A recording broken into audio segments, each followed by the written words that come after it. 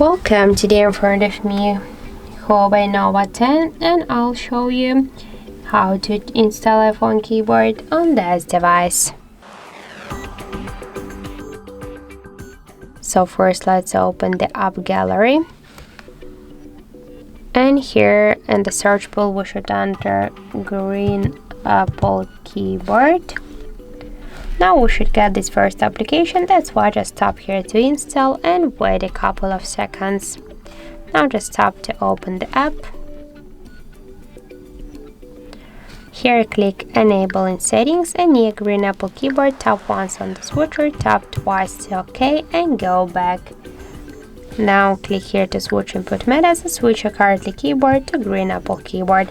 The process is finished and let's go, for example, to the app search to see the new look of our device keyboard, and we can see that this keyboard is so close to the iPhone one as all of these emojis.